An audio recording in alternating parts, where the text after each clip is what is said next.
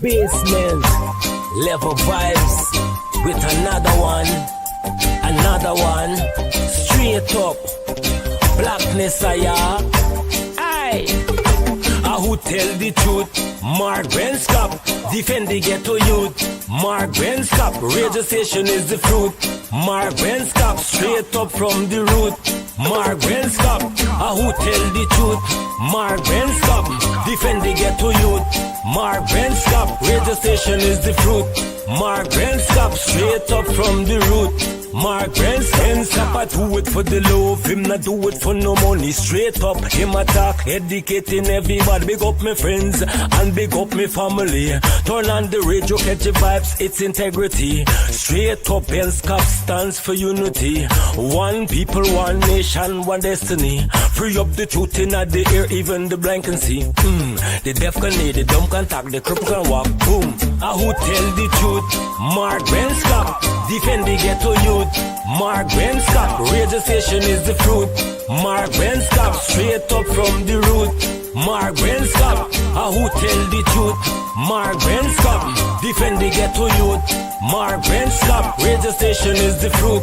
Mark Benskop, straight up from the root. Mark Benskop, we have to gather wrong, grab a seat and sit down, pay attention. Education, liberation, we have to stand strong. Benskop, on the radio, lively up the program. Everybody call somebody and let them turn and tune and on the radio and catch the boom song. We boom it up already, we have to boom it up again.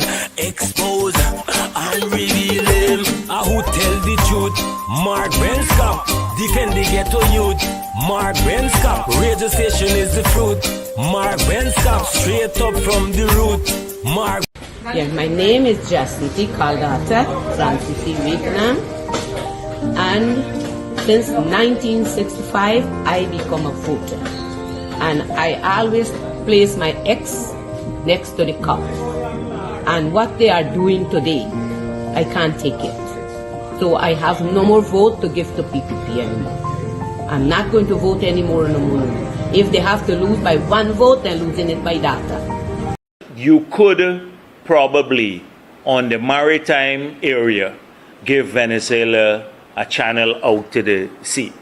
So you make a slight concession in the maritime area. Just imagine that Paku Barat Jagdeo wants to give Guyana, Venezuela, a piece of Guyana. So we're going to touch on that. It's important. But I don't know why the operator has this particular crass, as we would say in Guyana. Just get him off the, just wheel that, just get that wheelchair or whatever out of the way. Jesus Christ. Right? Jesus Christ on that wheelchair. Anyways, we don't deal with vagabonds. We don't deal with Pakus here. Just wheel him off straight into the bingo hall or somewhere in some nursing home or something like that. Fraudster, convicted fraudster. And this is what the PPP likes, mind you. These guys are not activists. They're not political activists. They're not social activists.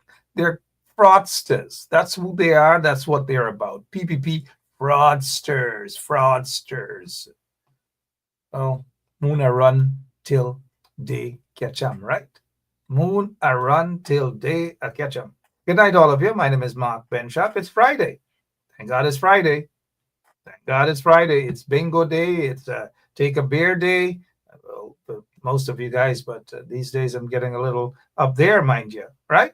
Okay, for those of you who have shared the link, thank you so much already. If you haven't, do what you've got to do. All right, what's happening in your neck of the woods? Annette Cummings, Yvette, and Mavis, and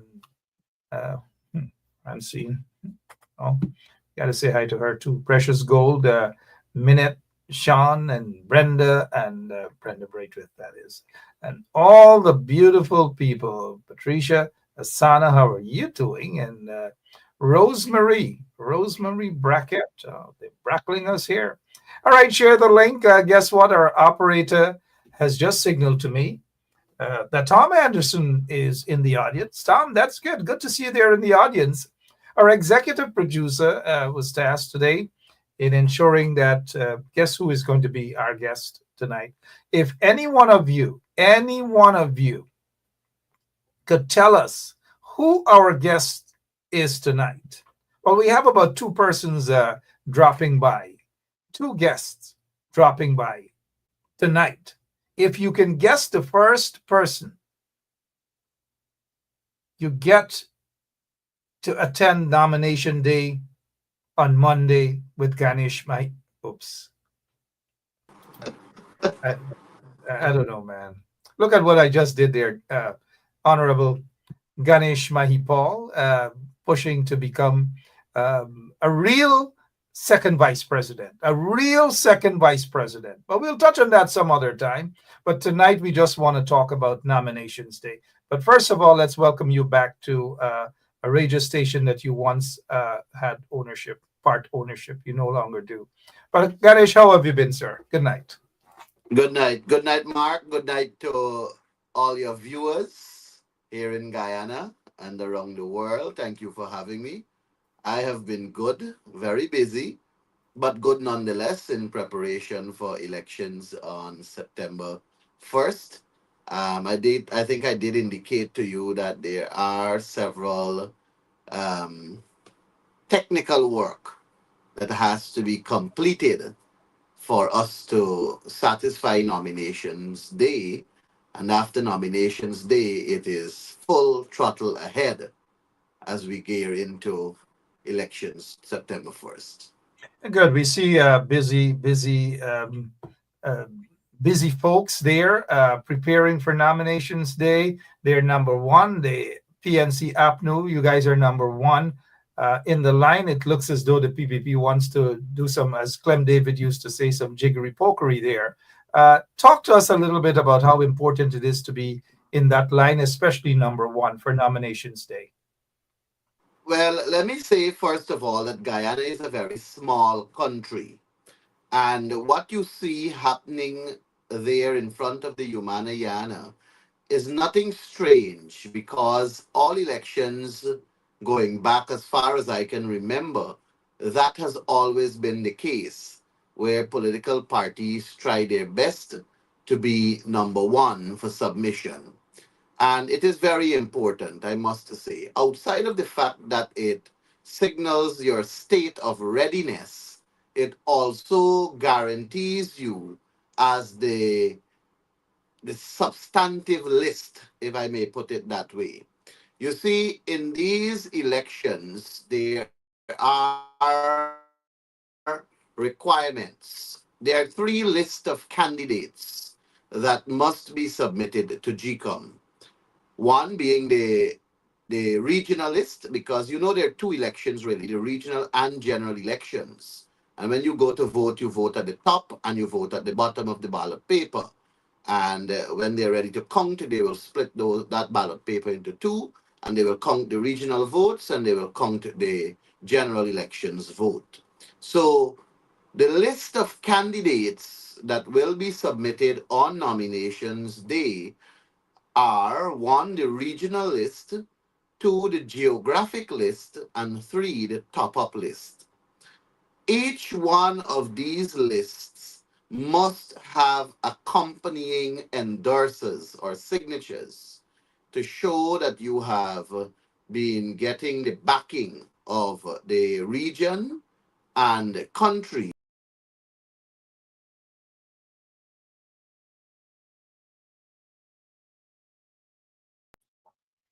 Okay, we lost Ganesh Mahipal there. Technical glitch done at his end. Yes, we'll wait to be rejoined by Mr. Ganesh Mahipal. Let's see what's going on at his end. Sorry about that. Go ahead. Mark, I'm not sure up to where you heard me, but I saw like I bounced off there. Yeah, you bounced off just where you left off. I'm not sure where that is, but Yeah, what I go was ahead. saying is that there are three lists of candidates that you have to submit to GCOM for participation in these elections. And all three lists must have accompanying signatures of endorsers that you have gained across the country in the respective regions for your participation. If you did not have such requirement, then all 800,000 people could have signaled that they intend to run for elections. But they have to have some kind of requirement so as to guarantee efficiency and effectiveness. So on the regional list, the regional elections list, there is a need for 175 or thereabout signatures that must accompany the list of candidates in each region. So for region 1, we have to have signatures. Region 2, region 3, on to region 10. We have to have signatures to show that our list of candidates for each one of those regions are supported and endorsed by, at minimum or at maximum, the required number of signatures that GCOM requires. The second list is the geographic representation list, and that is similar in terms of its requirement for signatures to the regional list.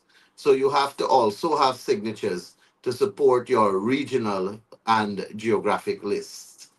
The third list, which is the national top-up lists, which comes and covers the entire country, has to have somewhere about 330 signatures supporting from across the country. So what we are trying to avoid is having people who may have endorsed our lists also reflecting on, and sometimes you find that that happens. And when that happens, you have to divert your attention to go out and rectify by way of getting additional signatures or other signatures to replace the ones that were duplicated, if I may use that word. So whichever party goes in first, their list of candidates with the signatures are accepted as the base, and every other party that comes afterwards, should they, in the event that they may have a second signature, let's say Mark Benchcop signed for the APNU, and let's say when the PPP comes in, his name is also reflected on that list. It requires the PPP to go out and rectify by way of getting another signature to replace that of Mark Benchcop because he was already accepted as an APNU endorser. So that is why number 1 is important and critical. You would know and see that there are several um, small parties, and some of them are using coercion, and they are fooling the electorate in far-flung regions that they are actually representing us at these elections, which is totally untrue. And that is one way that we will be guarding against the duplication of signatures. And it will ensure that our list becomes the base, and we will not have to divert attention and divert time, energy, and resource into going to rectify our list, because our list will be the base list given that we are number 1 in the line. And that also gives us the time to continue our campaign and not divert our attention to wasteful spending. And that is why investing in camping out in front of the Humanayana as number 1, which was acknowledged by all the political parties thus far. I see even Susan Rodriguez on her Facebook page accepted that the APNU was number 1. So I don't think there's any question in anyone's mind as to whether the APNU was number 1 or not. It is well established that we are number 1. We will be going in to the Humanayana at 10 a.m. sharp to present our list of candidates on September 1st, 2025. But I must tell you, we are actually ready, and we were ready since the day we began the camping out, because we did our work. We were in the fields collecting our signatures. We were examining, interviewing, and shortlisting candidates to satisfy the requirement. I must say to you that for every regional list, whatever is the quota of the region, or whatever is the quota of the Regional Democratic Council, the list will have that amount plus 10. So, for example, in Region 3, for example, the total number of councillors that region at the regional democratic level can ever have is 27. So the list of candidates for the region number 3 will be 27 plus 10. I think region 1 is 15, so it will be 15 plus 10. I think region 2 is 22, it will be 22 plus 10. I may be wrong in the actual quota per region, but whatever is that quota, the maximum total number of seats available at the regional level, whatever that is, it will be that plus 10, which will be the regional list.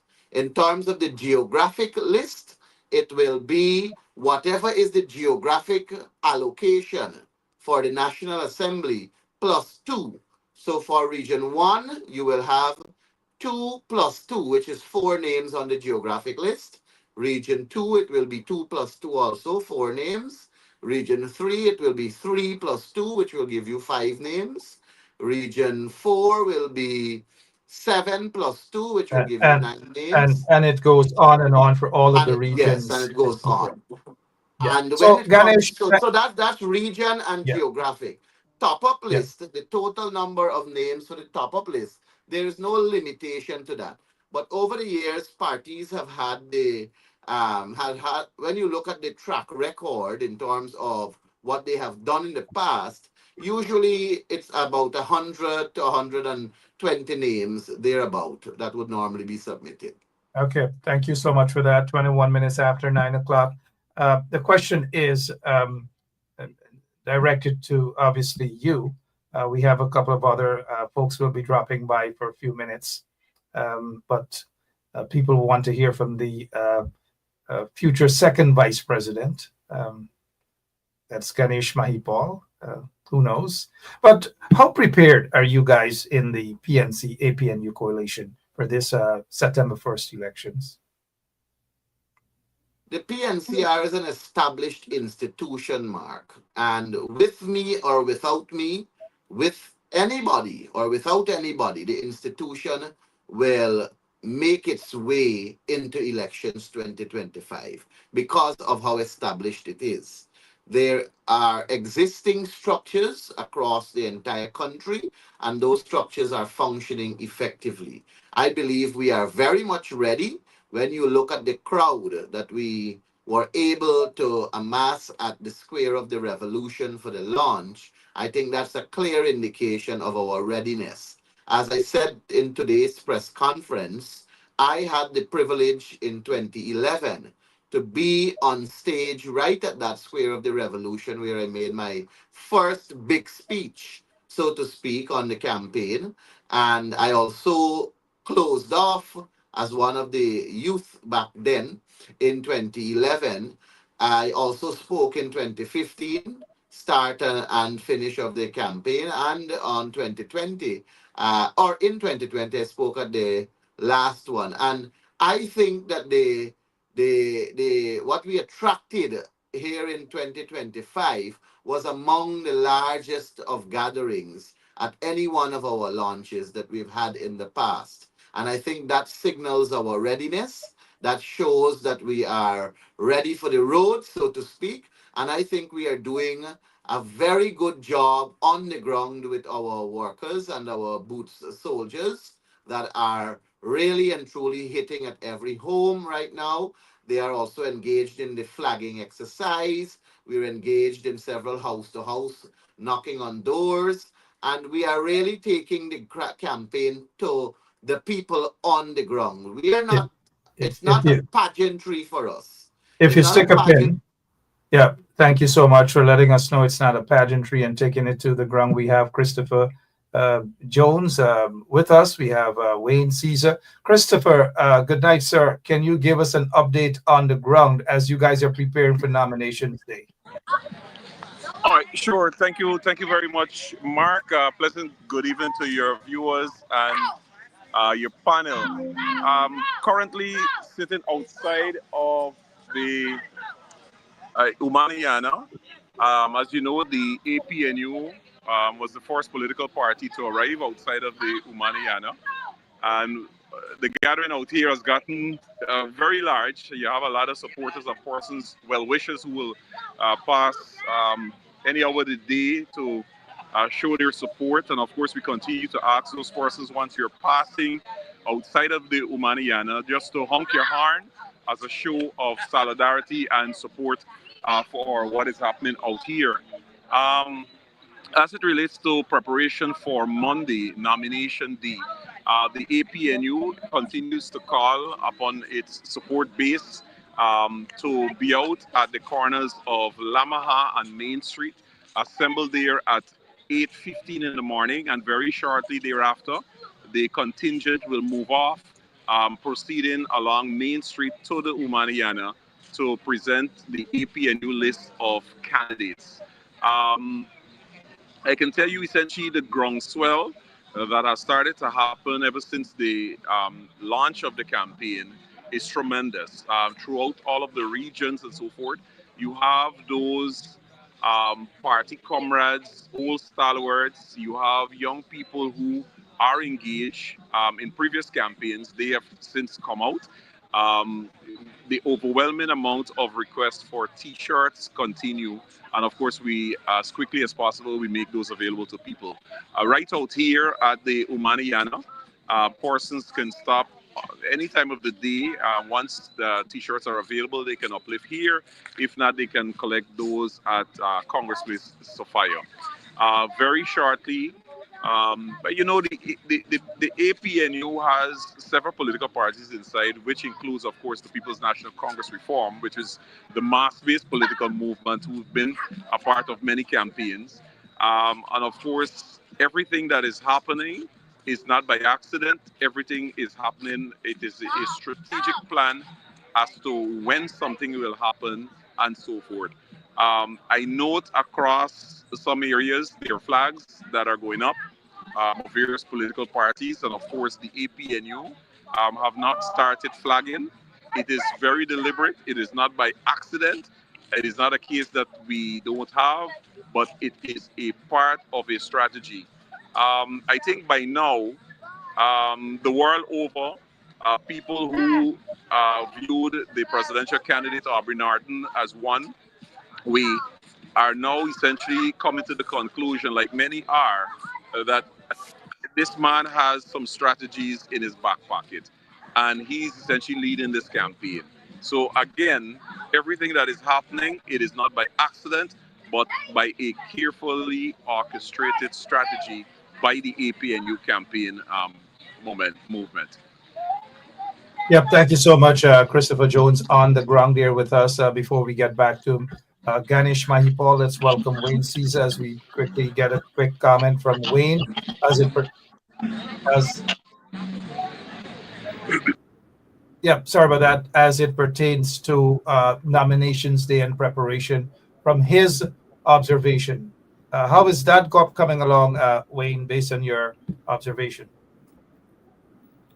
Well, Mark, if I may preempt nomination day, by the way, good evening to you, Mark. Good evening to the listening audience. The Honorable Ganesh Maipal and the Honorable Christopher Jones, a pleasant good evening to you guys also. Well, if I would preempt nomination day, the APNU is there at the Umaniana first, so it paints a picture. If we are to go along with that momentum, I feel that the people of Guyana right now they're just seeing green, and that says a lot when you look at the APNU, their strategic plan, their plans for the people of Guyana.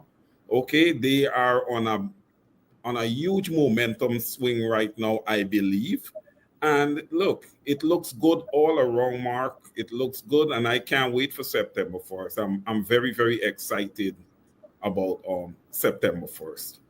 Thank you so much, Wayne Caesar there, the guy with Over to You. He's going to intensify his program beginning this week with possibly a longer period of time. Let's go to Linden, Mr. Mahipal, and Christopher Jones. We want to be able to get your opinions on this. We voted red. We voted red. We voted red. Everybody say loud. We voted for the copper. We voted President Ali for progress on his cover. A victory for PPPC is a victory for everybody.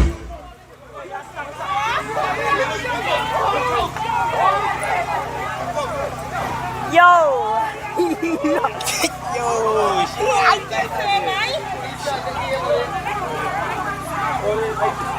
Yo, but that's more to come from there because that is expensive. That is expensive.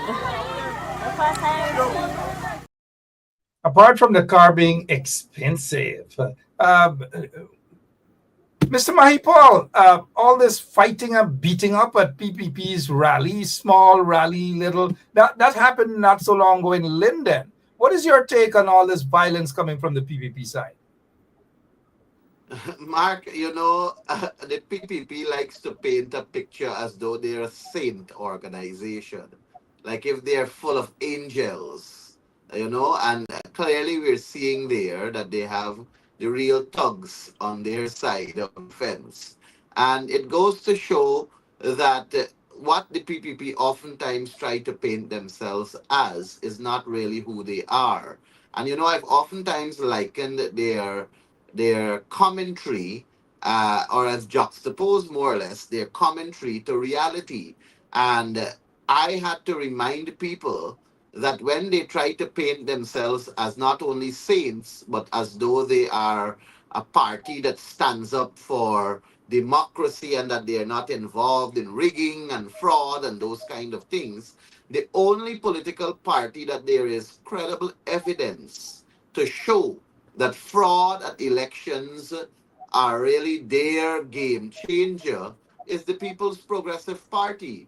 I had to remind the viewing public today at our press conference that in 2016 local government elections, Joan Ambedkar, a mother from Stewartville on the west coast of Demerara, her name appeared on a list of endorser along with her family's name, and she had to publicly write requesting that it be removed because she never endorsed the People's Progressive Party.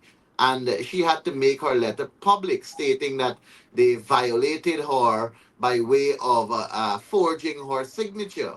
That was one credible evidence before the nation.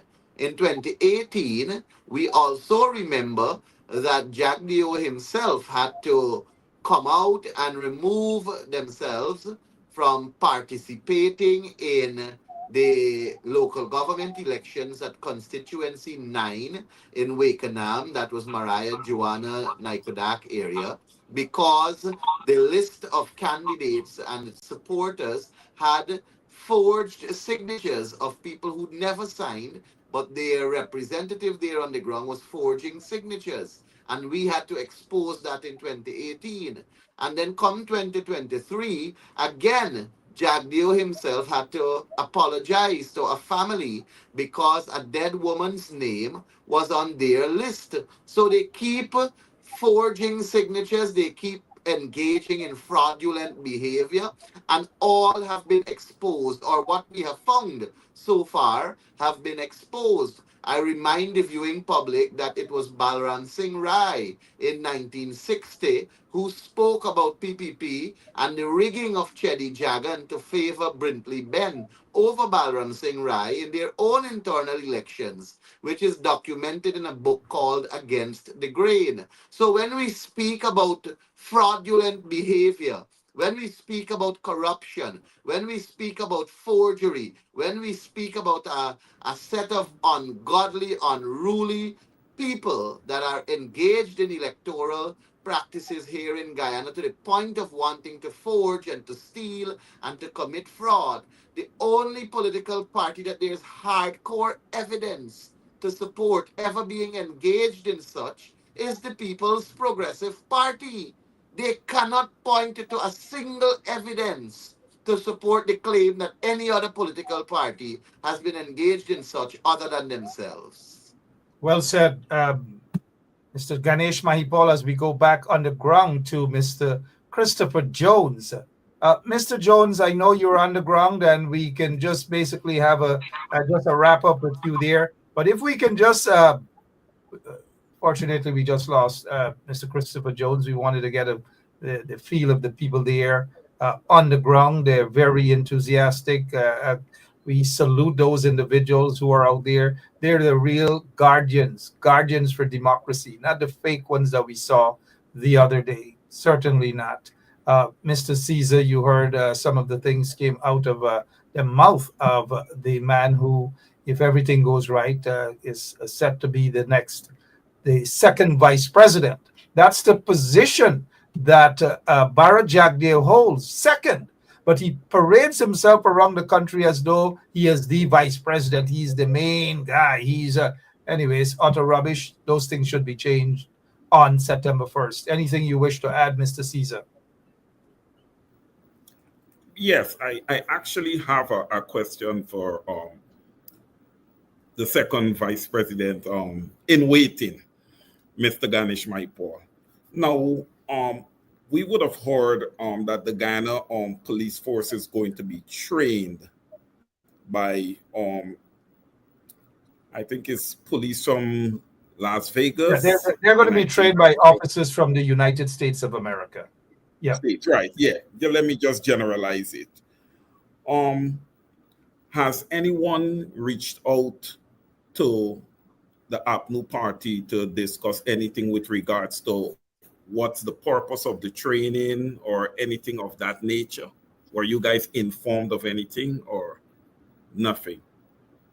I will answer that by saying to you that there has been several engagements between the APNU and the diplomatic community. And I like to leave it at that. So, Ganesh, and people are watching in terms of that arrangement to have officers in Guyana. Obviously, they have to keep an eye on those corrupt senior officers there. But apart from that, what are two things, as we get back in the elections questions, what are two key things that your party is doing, the coalition is doing, to attract, one, young people, and two, the working class people? Well, let me go, but I don't think Wayne was too satisfied when I looked at his facial expression to my answer to his last question. So to not leaving him in dismay before I come to your question, Mark, Wayne, I want you to know that the Guyana police force does not have a credible head, a credible commissioner. And we don't trust Clifton Hicken. And in fact, we have committed to the Guyanese people that come September 1, when they place their X next to the palm of the hand, and we are elected to government, one of our first move will be to send home Clifton Hicken. We make no apologies for that. We are very firm on it. Clifton Hicken is incompetent and he is expired. He has outlived his usefulness in the Guyana Police Force, and he is responsible for the current state of the Guyana Police Force. We cannot have an organization that is intended to serve and protect operate in the manner we see them operating. I want to further say that they are genuine men and women in uniform at the level of the Guyana Police Force, at the level of the Guyana Defense Force, at the level of the Guyana Prison Service, and at the level of the Guyana Fire Service, who want to be genuine and sincere in what they are employed to do. That oath of office that they took to serve and protect and to provide that service, the discipline services I'm talking about. And we respect them. We salute them. We really and truly do salute, especially those hardworking men and women in blue, black, and white who line the traffic road, they line the roadways, directing traffic, and who really and truly does gotta be putting up with some really terrible people who believe that they have direct connection to that same demon in front of you there. And when a simple phone call is made, things happen, and people's credibility are placed on the line and so on. So this gentleman that is before us here is not credible. He's not fit to be where he is, and we're prepared to remove him immediately after taking office come September 1. So, with that said, Wayne, I think you can understand why there is need for the police force to get some degree of training so that they can operate differently. Outside of it being a training exercise, there will also be observers, several observers from several missions that will be taking note of what is going on because of the level of confidence, or I should say, lack of confidence that the Guyanese people have in the authorities that are supposed to conduct free, fair, and credible elections. And my comments regarding the Guyana Police Force is no different when it comes to the Guyana Elections Commission. They are also a body that we have to keep a close eye on. And that is why, right now, as a political party, what we're engaged in also is training our polling day staff, our polling agents, and our counting agents. Well, they're calling the counting agents alternate agents now. But we're engaged in ensuring that they are well trained, well prepared, and that recount exercise we had in 2020 really informed us as a political party what to look for. And it really informed us as to the level and the detail of training that we need to conduct with our polling day staff so that we can at least get a credible elections. And should there not be credible elections, we will be the first to shout from the rooftop because we know that GCOM cannot be trusted. Mark, if I can go to your question now. You asked Before what is it? before you get to my question, let me take the time out to welcome the Deputy Mayor of Linden. Mr. Dominic Blair is with us. Mr. Blair, are you still there? Yeah, the Deputy Mayor of Linden, and we want to get straight into what really transpired. We heard that these PPP guys out in Linden, a few of them, just a couple of them, they're fighting over maybe boxes of cook-up, maybe a $5,000 bill. And I'm not saying that to insult those people there, but that is how the PPP treats them. That is how the PPP think about them and go up into Linden. And I hope the people in Linden, I hope their eyes are open. Mr. Blair, are you with us, sir? And this is what we're talking about. It happened in Linden, where PPP supporters are fighting over a couple boxes of food or $5,000 bills. This is what happened. We voted red. We voted red. We voted red. Everybody say loud. We voted for the couple. We voted President Ali for progress and stuff. All right, let's welcome the Deputy Mayor of Linden. Good Mark, night. I'm actually not hearing you guys. I don't know if you guys are hearing me. Yeah, we're hearing you loud and clear. I'm not hearing you. I probably need to listen to you. I don't know why I'm not hearing you. We're hearing you. I'm not getting no song. This is the reason. I don't know why. All right, since let me see why. he wouldn't hear me when I tell him it's a cheap phone. Yeah, that's okay. We'll find another way to get on to him. But go ahead with the first part of the question in terms of what are you guys doing to attract young people to bring them closer to the party and hopefully vote for you guys on September 1st. Well, Mark, if you take close look at the APNU in its current composition, we are a breath of fresh air, so to speak. We right now have a set of young people in our leadership, and I may look old, but I'm pretty young. I can assure you that. Our prime ministerial candidate is also young, Director Finance. Let me 1 second, please, Mr. Mahipal. I really must say I'm sorry about that. Let's see if we get the deputy mayor. Can you hear us, sir? Yes, now I'm hearing you guys. Thank you so much. Mr. Mahipal, if you can stick a pin there, please. We want to quickly get to the bottom of that big fight amongst a few PVP supporters fighting each other in Linden. What transpired, sir?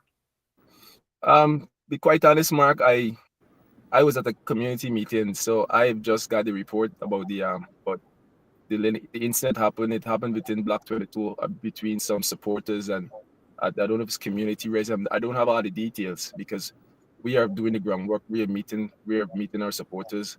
We are encouraging them to ensure that APNU goes into government the 1st of September. That's our main agenda. So I was not really focusing. I just pulled over to have a brief segment with you guys. Forgive me. I must say good night to everyone, to everybody who's listening, to everybody in the panels. I see you have Mr. Ganesh Manish Paul. Call him Manish Paul. And to You're Mr. talking Seaton, good night you're to talking yourself. to a future vice president number 2 there, right? So be Of careful. course, of course, of course. So just giving a little insight. I know everybody's asking what is happening within Region 10. We are doing the work. Our supporters are very strong. We are confident that we will bring out all the numbers within our constituency, within our region. Um, um, and for those who's listening from Region 10, don't worry with the rhetoric about, that the APNO is not doing the work and, the false narrative. I just had to address some young people even up to yesterday about some false misinformation that has been peddling around the community, because we find that the PPP, they're peddling false narrative about our party and about our candidates, and I want to say that is untrue. And anybody's listed, you can reach out. The information is out there. Our track record speak for ourselves. Nobody cannot say we're not like the PPP government. Under 2020, we never received $7 million a day. So don't worry with the rhetoric. I mean, and speaking specifically to young people, that the PPP is built in a narrative that that we were in office between 2015 and 2020, and we did nothing. We never had $7 million a day. This government receives $7 million a day, and we recognize within their community right now, they're issuing a lot of contracts. They're doing a lot of unfinished work that they had the entire 5 years. I just last night they're in Silver City trying to finish up a court at 1 o'clock in the night. I don't know what they're trying to do, just to tell support that listen to me now. When no sports facility was up for the last 5 years, to tell them, look at me, a promise that they promised since 2021. They're trying to finish up 2 nights ago, to be exact. These are some of the things happening within the region. But for all our supporters, steadfast, continue. These are some critical elections. Let us not take it for granted, because we have to ensure that we come out and we vote in our numbers. Thank you so much, Deputy Mayor of Linden. If you can just stick around for another 5 minutes with us as we head back to Mr. Mahi Paul. I noticed There's a comment in the question, a question in the comment section there by Desiree Simons is asking, so who is the future number 1 VP? According to the Constitution, the number 1 VP is the Prime Minister of Guyana. Unfortunately, we see that sort of disrespect. Well, Mark Phillips, he tolerates that, but the number 1 VP is the Prime Minister. Mr. Mahi Paul, I wouldn't interrupt you. Answer that question in terms of young people attraction to the party. Yes, thank you, Mark. Let me start over by saying that, as I was saying, we are surrounded by several young people in our campaign. Dominic Blair there himself is a young man in our campaign, featuring at the Region 10 level as the deputy mayor. And after elections 2025, I'm sure he will be in a more advanced leadership position. I wouldn't tell him where. I myself, though I may look old, I'm pretty young. And there are several other young people. Our prime ministerial candidate is young. On the stage, you saw that we rolled out one of our young, enthusiastic, energized, and academically accomplished youth, Rivaldo Birbal. He's just 23 years. He reminded me when he spoke of the years when I entered back in 2011.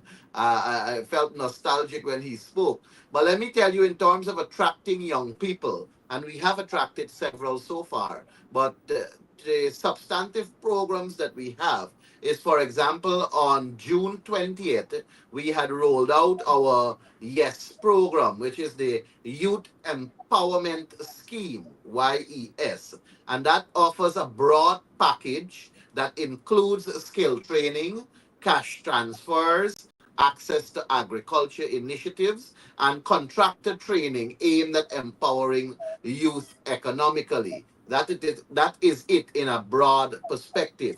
In terms of education and investment drivers, the scheme also proposes a $400,000 tax-free income threshold for the working class. So I'm answering your second question and the first together here. The 400,000 income tax threshold. What that means, and several people have been, I think, missing the interpretation of that. What that means, Mark, is that if you are currently working for $200,000 right now, you are being taxed on $70,000 because 130,000 is the threshold right now. And that means that they tax the $70,000. What we are saying is that we are going to lift that threshold from $130,000 to $400,000. So you will work for your $200,000, and the only deduction that will be made is NIS. You will not be paying income tax on your $200,000. And mind you, your $200,000 will also be subject to salary increases because we have also promised a 35% salary increase on what you call it on a scaled way where the lower you are on a for 35% graduated increase. That's the word I was looking for. And what that means is that the lower you are on the scale of earning, the higher percentage of increase you will get, and the higher you are on the scale of earning, the lower percentage of increase you will get. It is unfair for someone who's earning $100,000 to get 10% salary increase, and the same 10% is applied to someone who's earning $1 million. The increase will be substantially different. What we want is not the percentage of equality, but we want the actual money that goes into the people's hand to be of a higher sum than those who are earning the fat cat salaries. We also have spoken about the scholarship and university support. We have spoken at length on our scholarship and university support, local and global scholarships. APNU pledges to send outstanding pupils to top tier universities internationally while increasing funding for the University of Guyana to strengthen its teaching capacity. We have spoken about our monthly tertiary stipend, which is a proposal of $50,000 monthly stipend for students in tertiary, technical, and vocational programs. What that means is that as long as you are enrolled as a youth, as a person, doesn't matter whether you're youth or not, once you're in a tertiary institution, whether it's a technical or vocational institution, or the University of Guyana, or the School of Home Economics, once you are out of secondary school and you have entered another level of academia or technical and vocational training, you are going to get $50,000 to assist you in your expenses as you advance yourself in training yourself, whether it's If academic or and technical. we can stick a pin on that. You guys will have sufficient time to outline all of that. We are offering time to you guys on 107.1 FM. But before we go to Mr. Wayne Caesar, though, and we know Mr. Deputy Mayor is in his vehicle, and thank you so much, sir, for taking time out. You guys are busy on the ground. Before we get to Wayne, for some comment from Wayne pertaining to either Dominic or you, Ganesh. Uh, I'm glad that I'm hearing that the focus will be on good universities and scholarships for young people. Finally, we'll see the backs of those bottom house, those fake universities that we're hearing IFLT about, University. and the wasting of hundreds of millions of taxpayers' money. Mr. Caesar, over to you, sir. Yeah, well, Mark, first thing I want to do, I want to give a quick comment to the young, vibrant deputy mayor in Linden. I've been watching Dominic quite a bit. This guy is very, very smart, well spoken. So, Linden is in a very, very very good place. The future of Linden will be bright with such a vibrant. Yeah, I wanted to touch quickly on the points that Ganesh was speaking on. Those are great initiatives, Mr. Paul. I must tell you, I am very, very happy to hear that you guys are putting those or have those initiatives tabled.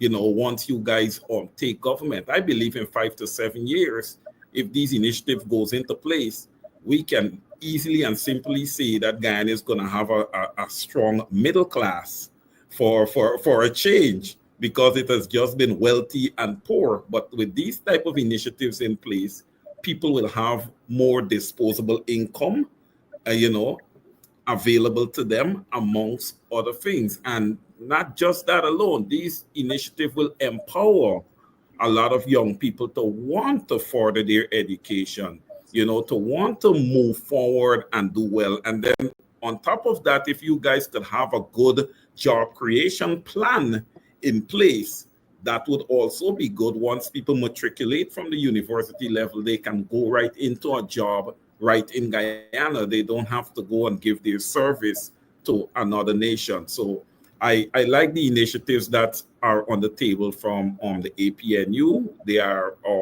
much more superior to what I'm seeing from the PPPC. Over to you, Mark. Yeah, thank you so much. Well said, Wayne Sees, as we head back to Linden. Linden, and I know I promised the guy who is fighting for that second spot, vice president spot, that he will be on for 15 minutes. We have a habit of doing that, but he should know us by now. We go beyond that 15 minutes. Mr. Dominic Blair, paint a picture to our listeners, regardless of where they are, as to how enthusiastic people are, whether they're young people, whether they're middle-aged people like Ganesh, older folks like Mr. Caesar, or young folks like me. How enthusiastic are they in preparation for the upcoming September 1st polls? Again, once again, good night, everyone. The people are very enthusiastic. Reason being, the approach the coalition have put forward, which is the people-centered approach, and some of the burning questions like implementation. I mean, some of the questions coming from implementation. I think that is one of the broad thing. I think Ganesh outlined some of the things that we're putting forward. But when the people hear the people-centered approach, they're enthusiastic because it's something that people really wants to see happen. And we have shown them how we're going to do with disposable income, like Danish mentioned. We're talking about job creation for young people. This is something they've been burning for a long time, because we understand the government proposal for the 10-day workers. That is not sustainable income. The thing about 10-day workers, the 10-day program that they're issuing for young people, first of all, you can't have NIS. It's not insured. It's a number of things when it comes to 10-day. What we're proposing is a far better approach for young people. I didn't hear Ganesh mention, I don't know if he already mentioned about the rent to own. People are loving the rent to own policy. I kid you not, rent to own. People prefer a rent to own. Everybody could ensure that they could own a home. There's a system in place, and that is one of the burning thing that when it comes to it's not just giving people land, because we recognize that the government is issuing a lot of lands, and I'll be quite honest, a lot of people have not received the title. So nobody worried about the land. They pulled them up and said they got them in a whole section saying that, listen, we're going to issue land. Up to now, you ask them, Mark, you're on the ground every night. Ask the question, you put on your Facebook post, have you received your title? As of today, they have not received their title. So when it comes to how the atmosphere on the ground, they're very mobilized and very ready to support the APNU to go into government. And I could talk for Region 10, to extend even also Region 4, because I spent some amount of time in Region 4, and the people are ready. You could see from the number from the rally that came out last week. That alone tells a story that anybody who had doubts that the coalition is not ready, they're ready to vote the palm. So on the ground in Linden, we are quite safe. Pay attention. Only thing I want to say, tell people, I recognize some young people, we still have some young people that are undecided. And I want every young person that is listening right now, pay attention. Pay attention to the policies that are in place to put your life first. Don't be carried away by what people are saying that is not true. Sit, ask the hard questions. Make a decision for yourself. Sit, listen, analyze what we are saying. We're not coming to you and saying that, listen to me, that this cannot happen. We tell you this is going to happen for you. Your life will be changed. So, and next thing, young people who listen, a two-friend fallout. I don't get carried away with two-friend fallout. Yeah, focus. Stay focused. Pay attention to what is being done. The rhetoric and let me talk about, and I want to address the narrative that they're peddling about about about the leader, the candidate. Now they can't argue about academics. Mr. Aubrey Norton is well academic. I heard you guys mention, I don't know about the School of IFLOT. I know Ganesh is from Region 3. I don't know about the School IFLOT. We're still looking for the University of IFLOT. You heard Aubrey's daughter mention, spoke endlessly about what he his career, about his knowledge, about his experience, about his certification, his qualification. So we cannot think. Now, the last thing they came down about now is about who would dance better. There's the argument. We ask who could dance better. Arby has lately shown class when it comes to dancing. So when it comes to our candidate or any other candidate, we're open for debate any single day. So anybody who have any doubts about the candidate or our presidential candidate, we're open to any scrutiny. We ain't got nothing to hide. We ain't got no charges against him.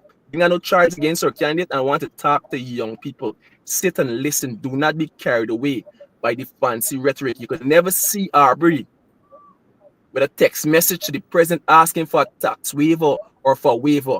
And I want to be openly our candidate speaking about this. So there you have it, Mark. Thank you so much. The dancing part, I think people want better than just dancing and who's a good dancer or whatever. But if I were sitting as a judge to judge who is a good dancer, definitely I would say to you guys and to our listeners, this person isn't going to win. Are we gonna do a body man walk right now? You ready? Fuck, let me go now. Hear me sing now. Body walk, body walk, body walk. Surely that's not what our nation needs. We can do better as a country. Our young people do not need to be anyone in general. I notice Ganesh is laughing about that, and it is true. But before we head back to the Honorable Ganesh Maipal, Mr. Deputy Mayor, you mentioned campaigning in Region 4. You mentioned campaigning in Region 10 and so forth. And I want to ask you about Kokwani and those other places. But let me just say to the listening audience, and may shock Ganesh and Mr. Caesar, that the deputy mayor of Linden and I have something in common other than our youthfulness. Alnis Village under quarantine. You're leaving out Alnis Village under quarantine, Mr. Deputy Mayor. Don't do that. Yes. A lot of people didn't know. I was born in Linden, and I spent my first 5 years of my childhood in Harness. And it's just a coincidence we run into Mark, and I was talking about my tenureship in Harness from Baghdad, from different things. And when I was speaking to Mark, it was so, I and people don't know that. I mean, and most of my family is from Harness. So most time I go back, I'm not just a Linden now. I have, I could say this is my second home. This is my second home. So a lot of people don't know Mark. I've been quietly working with my family, my people in Harness. So they are 100% supporting behind the APNU, behind our candidate. And I want everyone who's listening to know that, because you and I are back and forth with family and friends and loved ones back in Harness, and know that they are ready. They're ready to support. When it comes to the Berbice River and the Region 10 Kokwani, I don't want to give out too much information, but we are in there. I will give you a live update when I'm there, Mark, because I'm there very soon, sooner than you think. I'm there very soon. I don't want because we know this government, they want to, if I put out that I'm going there tomorrow, they're very vindictive. We know how they stay. You know what they might do? They might even lock up the boat driver just because they want to stop our message from going. So I would not say out here that when I'm going to the Reverend area, Kokwani and all these areas, but know that we've been doing work and we always been doing work in those areas. So it's not a know something. We've been there right down, and I even we've been to Rockstone. We the regional chairman, the mayor, all the persons, all the elected, all our people within Region 10. We have been doing work in those areas. So we are confident, I must say, we are confident that those areas will be supporting the APNU come September 1st. We are that confident, and we have, and I know Ganesh said already he doesn't want to let some secrets. I want to say anybody who listens from those areas, it's gonna be the first time in history. I don't think anybody ever represented those areas at a national level. A candidate will be coming from that area to represent those areas. So and we and it will be at a regional level and to extent a national level. So I don't want to say too much more. I think you've said a lot, though. I noticed Mr. Mahipal say, okay, okay, that's Okay, time to shut up. Time to shut up. All right. No, I don't want to, I I'm want the people to joking. know I'm that the joking. Barbies, I'm these joking, areas Dominic. will have representation. yes, yes. But thank you so much. Thank you so much, Mr. Deputy Mayor. If you don't have to go, you can spend another 2 minutes with us as we head back, and appreciate your patience here, Mr. Caesar, unless you have a question for either the Deputy Mayor, but we should give Mr. Mahipal a chance. If you have a question, go ahead, Mr. Caesar. No, Ganesh could go right ahead. Go ahead, Ganesh. Well, I So, was going to continue on our program and our policies, and I was just about to come to the rent to own, but Dominic spoke to it because I have it down here as our rent to own concession, which is really to help youth acquire homes. We proposed the rent to own scheme and housing subsidies, which I think is a fantastic initiative, and that was solely the idea of Comrade Aubrey Norton, which was bought into by his entire team the moment he proposed it, because we saw value in it. And we are also speaking about our business grant and loans to the Youth Investment Fund, aimed to support small enterprises, coupling financial assistance with training in entrepreneurship and investment. And we're talking about, and I think this one is very important for athletes. We find that for too many times the government neglect our athletes, and the athletes are not given the opportunity to focus on their skill.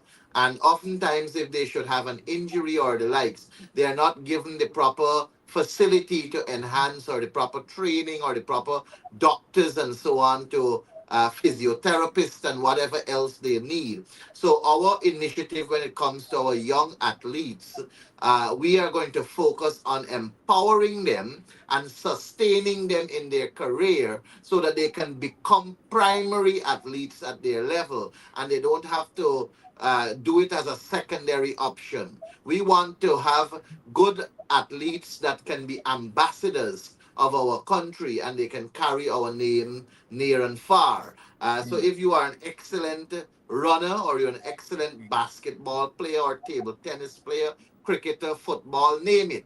We want to invest in you to bring out the best in you so that you can be that ambassador that Guyana deserves from you. So when it talks about culture and sports also, we're talking about the art industry and sports insurance. So that gives the guarantee, and we said that on July 7th. Now let me make this point so that everybody can understand. The People's Progressive Party is attempting to say that our policies and our social investment in our people is sounding a little bit overboard. That is what the People's Progressive Party is trying to paint. But let me make it known to the public that these are not policies and programs and projects that were plucked from thin air. They were worked on. A team of people sat and they worked out the figures and they saw that it is financially feasible. It is financially feasible because in total, the package to which we speak of in terms of our social investment in our people will amount to somewhere around $400 billion. And once we manage our economy properly and we take out corruption that is currently eating out at the fabric of our society, and we're able to prudently manage to invest in our people, we're able to diversify and invest in the non-oil sector to the point where we can open out land and so on for agriculture, cultivation, and all the other non-oil sector. Once they are managed properly and they are able to bring in the resources that is necessary, we will use the oil resource to ensure that there is that worthy investment in these non-oil sectors to make them flourish. And at the same time, we will manage the oil sector better with a natural resource fund that can focus also on investments that can give us returns. It is not about doling out the oil money to spend wastefully. It is about prudent fiscal management. It is about reducing corruption. It is about good investment so that we can have good returns in terms of facilitating and providing to our people. And I make this last point. Our social network program is $400 million. $400 billion, sorry.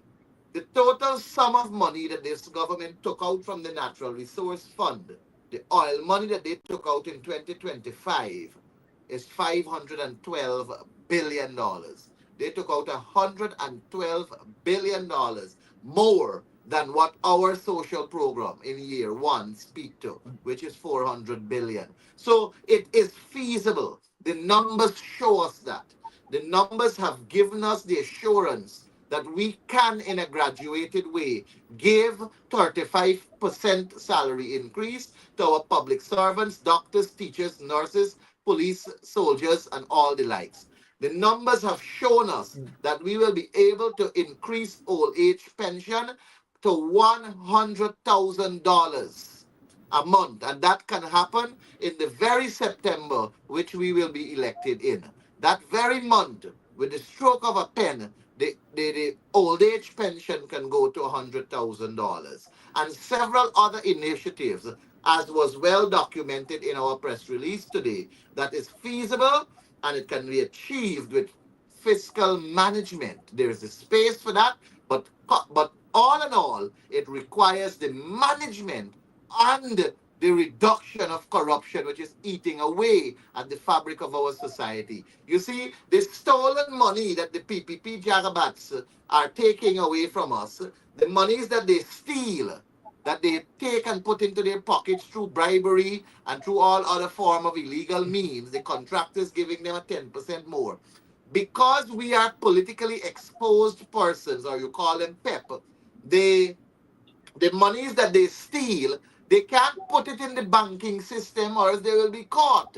They can't invest it in any way because they have to make declarations at the Integrity Commission. So monies that are stolen are really hidden underneath their mattresses or they dig a hole in the backyard and cover it up.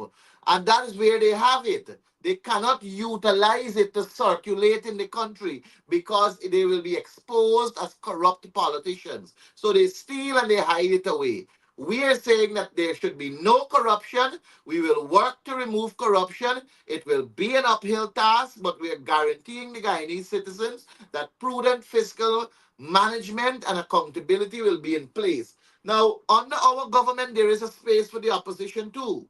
The People's Progressive Party that will be the opposition, there is a space for them. And that space that they will have is to have that eye over us as government. because we want honesty and transparency and accountability. So every state board and every commission in this country, we are going to give the opposition one seat at minimum, one seat, so that they can have an oversight. They can see what is going on. They can be able to have to take a look at it and decide whether they see corruption or not and call it out. Because we are promising the Guyanese people a breath of fresh air. We are promising the Guyanese people real transparency, good governance, and accountability. And if we say it, we have to do things to show it. And we are prepared to give the opposition a seat, at least a seat, on every state board and every commission so that they can hold us accountable and call us out when they see us do anything wrong, or if they should ever see us do anything wrong. I am All right. all about promoting good governance, transparency, and accountability. Aubrey Norton stands for that, Juretta Finance stands for that, and the entire APNU, because we want a sound Guyana, a fixed Guyana, a structured Guyana, a Guyana with a strong system. Because today I gone, I want my child to benefit from the work that we do. You, Mark, you, Wayne, you, Dominic, we must have a Guyana in which the future generation must be proud so that they can have good systems that can reduce to the point of removing corruption, which is eating away at our fabric. All right, Ganesh Mahipal there for you guys. And I noticed when you said by the stroke of the pen, increase for pensioners $100,000. I saw the excitement in Wayne Caesar's face. I saw that excitement indeed. I don't know if Wayne is having a little internet issues there, but one quick question as we prepare to wrap up uh, tonight's program. I wish to ask the Honorable Deputy Mayor of Linden the disrespect that we're hearing coming from the PPP's camp, the disrespect of our young people, the disrespect of people in general, that the PPP feels that they could walk into communities, predominantly, especially predominantly African Guyanese communities, and disrespect them by just giving them a T-shirt and $5,000 or a little gutter work. What's the talk about that sort of disrespect in Linden? But before you respond, Mr. Deputy Mayor, let me just say that the answers that we have gotten from Mr. Mahipal and Mr. Blair this evening is what we are looking for, or what people should look for from political parties. This is about saving a country. This is not about soundbite and walking through a community and just blah, blah, blah, blah, blah. People want to hear these things, real issues. And I think people are getting to the point of understanding who the real players are in these elections. Mr. Blair, go ahead, please, sir. Great question, Mark. What I know for the young folks, is that they have not addressed the real issue. Look, it's not safe as a youngster to live under this government. The young people are not foolish within this community. Every time this government is in office, young people die. We have not forgotten those two youngsters that died in 2012.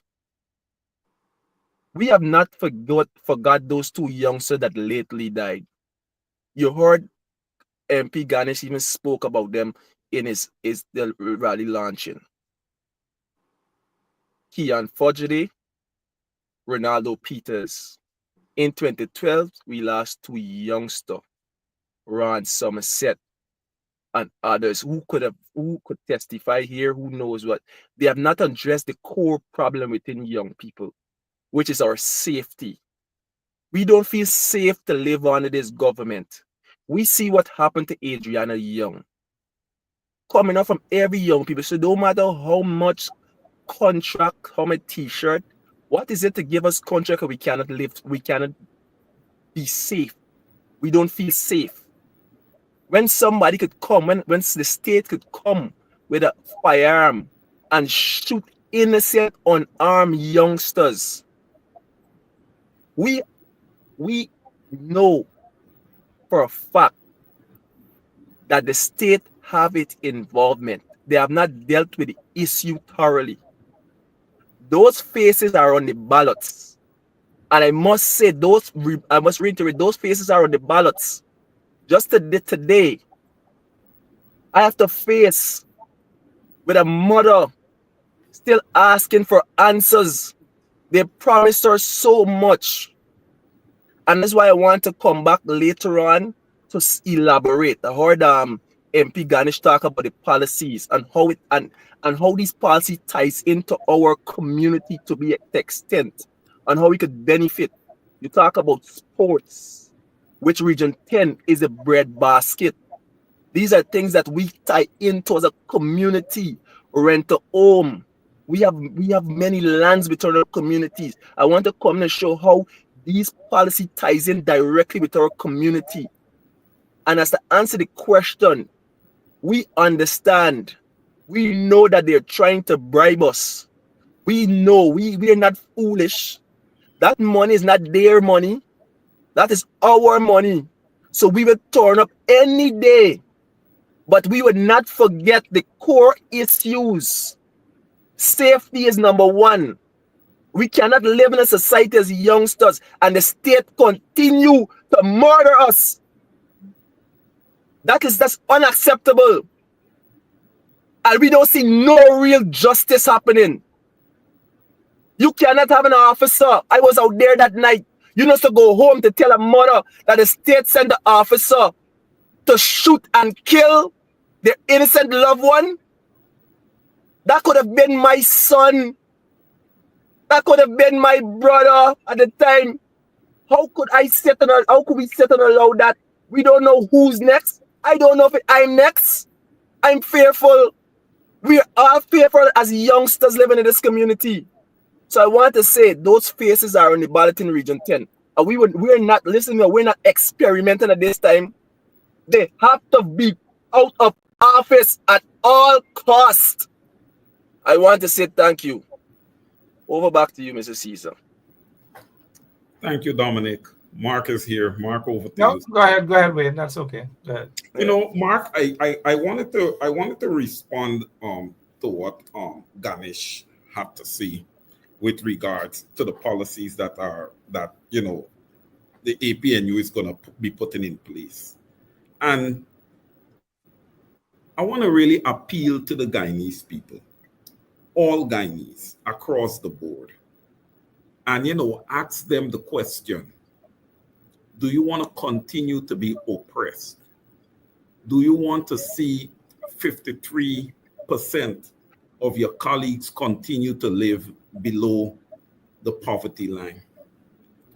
Or do you really want to experience prosperity and change? Because Comrade Norton put out a little snippet from its press conference. I just pull off some key details. Okay, and the things that he talked about is he made some guarantees, and one of them was, you know, a livable income for all households. He wants to bring inflation down. He wants to take care of cost of living. He wants to get cost of living under control. Look, these are things that the PPPC in 5 years in oil Guyana have failed miserably to do. He also speaks of reducing poverty, yes. And that is massive, because if you have more than half of your population living in poverty and you're quote unquote the fastest growing economy in the world, you understand me? The math just in matting.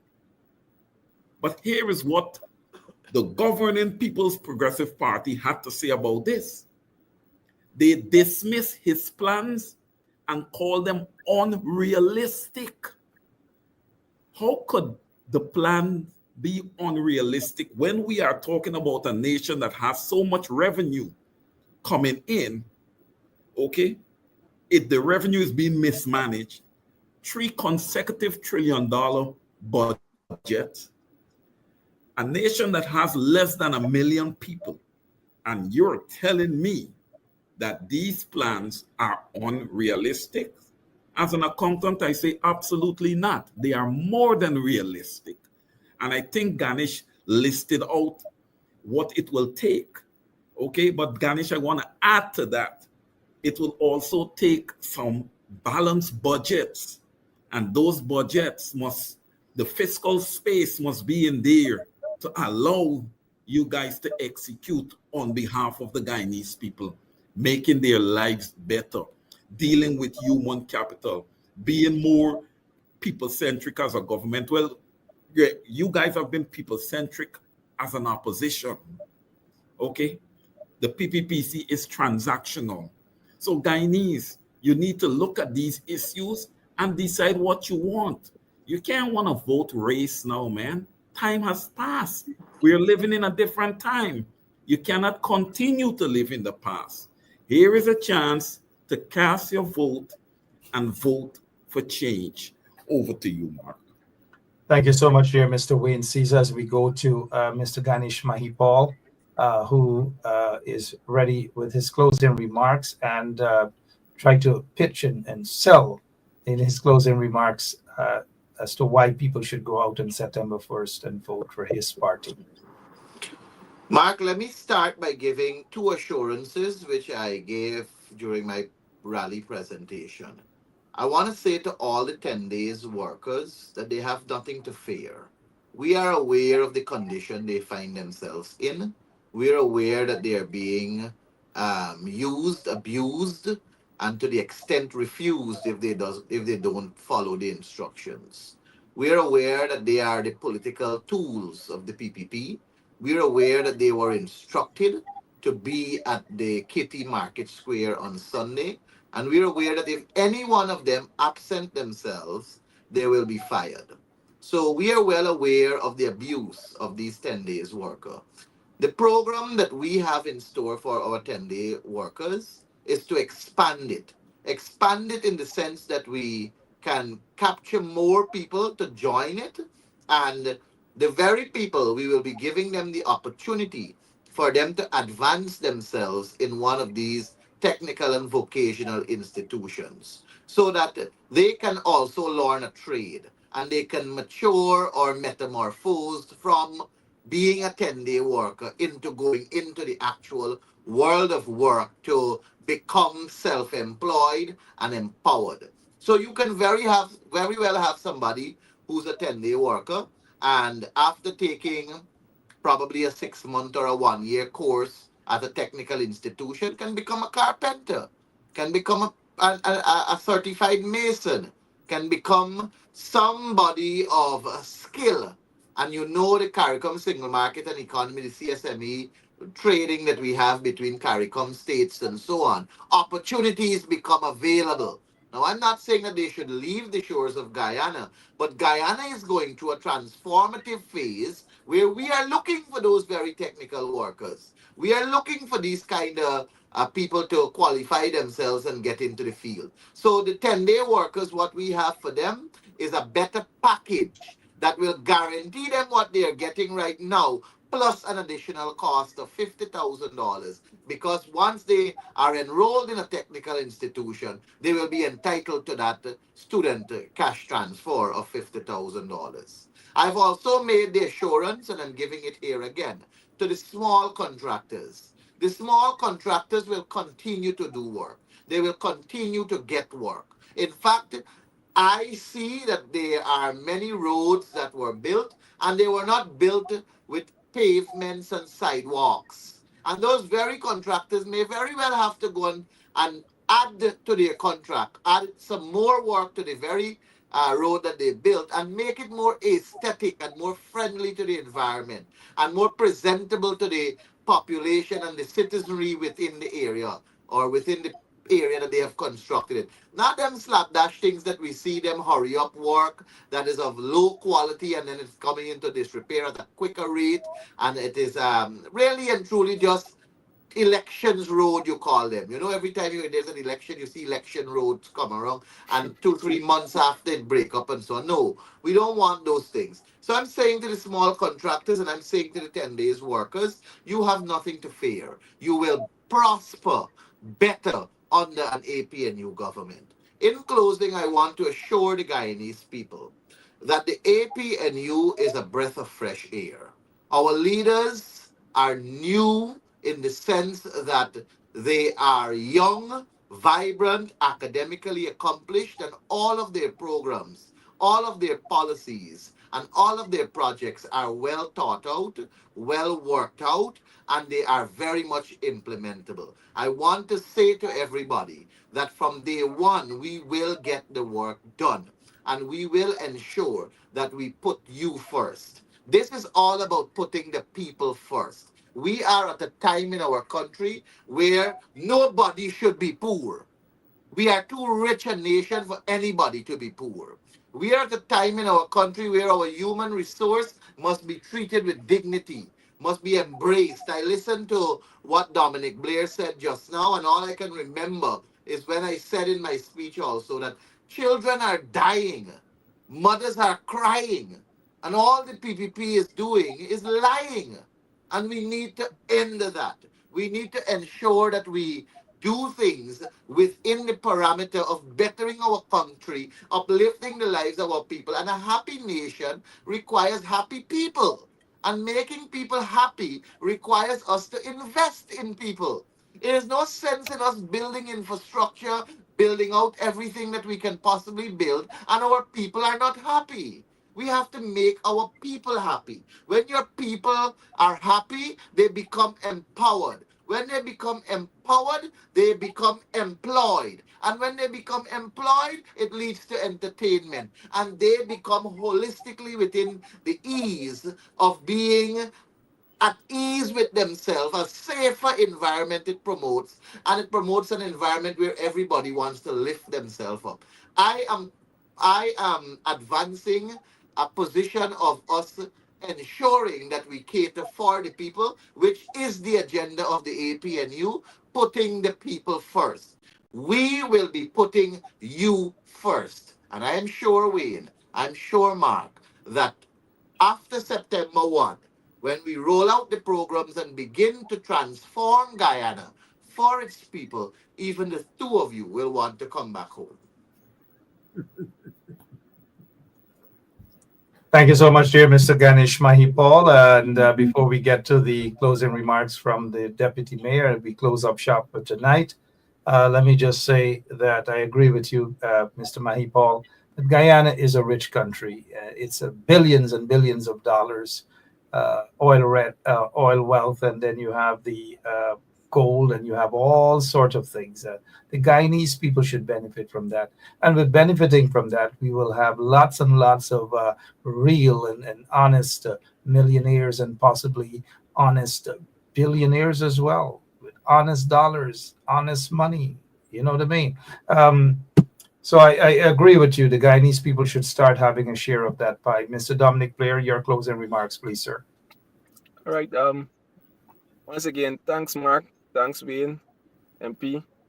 Um, my closing remarks. I'm hopefully, after nomination day, um, I have a chance to be back again. Like I said earlier, I want to. MP has highlighted the policies. I want to come back and show how it ties into Region 10 with some of the data. I heard Wayne talk about 53%. I want to give some of the data on how much persons are not working within the region, how this ties in, our policies ties into our region to exact and show where the gap, how are we marginalized as a region. I want him to state that some of the projects you see happening within our community that were conceptualized by the coalition, and that we have now seen that they have done nothing development wise for Region 10. They cannot point to one developmental project within our community. So at a later date, I will come back and as MP just highlighted some of the policies. Our manifesto will be soon out. When the manifesto is out, and we could at least get a chance to come in here, so we could tell Linden people to extend how this is this manifesto ties in to their development, their well-being, and show how we like good governance, as MP said, and putting the people first. And that is our main focus, putting the people first, people over politics. That is our motto, putting the people first. And thanks again.